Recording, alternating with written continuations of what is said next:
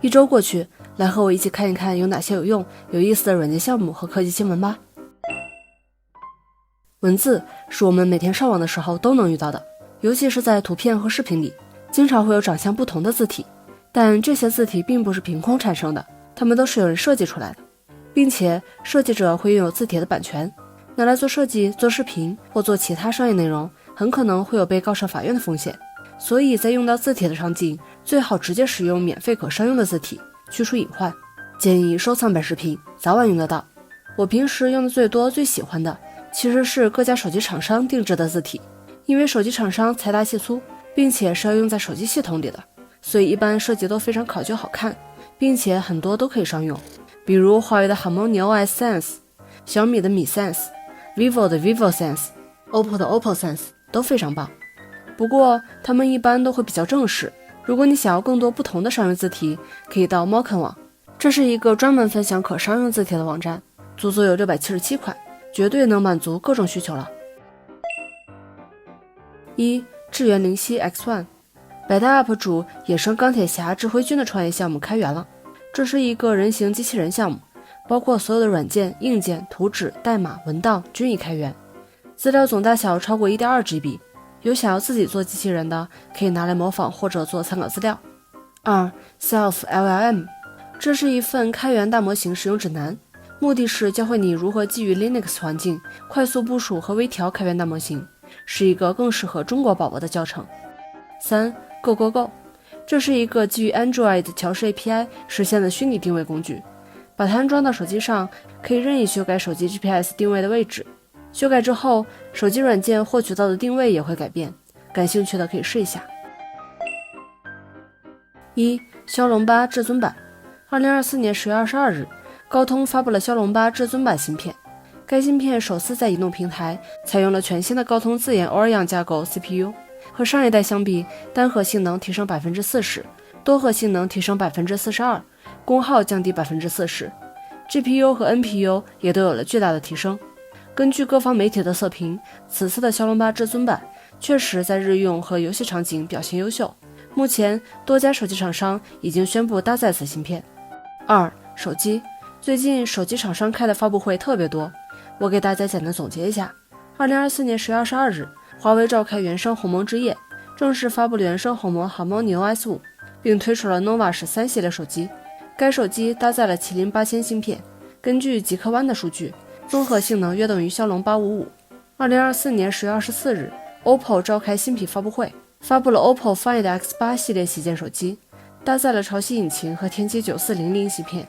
另外，除了魅族之外，几乎所有安卓厂商都已经开始在预热新品旗舰，将会在下周陆续发布。我给大家简单总结一下：小米15 10月29日，iQOO 13 10月30日，荣耀 Magic 7 10月30日，一加13 10月31日，真我 GT7 Pro 11月4日，新版 Mac 10月28日，努比亚、红魔、红米应该都在11月。我的评价是数码博主盲疯狂赚钱的一个月。3. JetBrains 宣布 WebStorm 和 Rider 对非商业用途免费开放。WebStorm 主要用来编写前端和 Node.js 代码， Rider 主要用来做.NET 开发。我的评价是，据我所知，前端现在一般都用 VS Code， WebStorm 应该是用的人比较少，所以免费了。4. 爱奇艺会员权益再次缩水，2024年10月12日之后订阅的会员可在5台设备上登录，但同时播放视频的设备从2个缩减到了1个，这就意味着一个账号同时只能1个人看，不能借给亲人朋友。但贴心的爱奇艺也准备了解决办法，只需要每个月多花8元，就能获得一个新的会员账号，然后就能2个人看了。1. 微信好友检测，有人发现，当微信好友加满达到1万个时，再添加新的好友，会弹窗提示通讯录联系人数量已达上限，可删除部分联系人后继续添加。点击去删除按钮，微信就会自动检测有哪些好友把你删掉了，或者不经常聊天，每次会检测出5个联系人，可以一键删除，也可以点击换一换，随机再抽5个联系人。我的评价是误会微信了，原来不是没有检测单向好友的功能，只是不给我们用。2. Linux 2024年10月18日， Linux kernel 项目主要维护者之一 Greg Kroll-Hartman 在 Linux 贡献者名单中删除了多位提交过代码的俄罗斯籍贡献者，删除原因为因各种合规性要求，并称如果在将来提供了足够的文档，被删除的人就可以回归，但并没有写明具体是因为谁的合规性要求，也没有写明需要提交什么文档，全程含糊其辞。此事在开源社区引起了广泛的讨论和争议。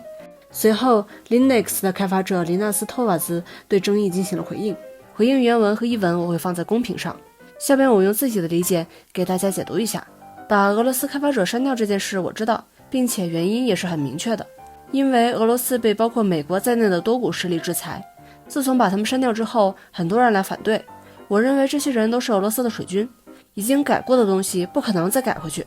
那些给我发邮件让我改回去的人，动动你们的脑子，我是一个芬兰人，历史上我们就是和俄罗斯有仇的，你感觉我会支持俄罗斯？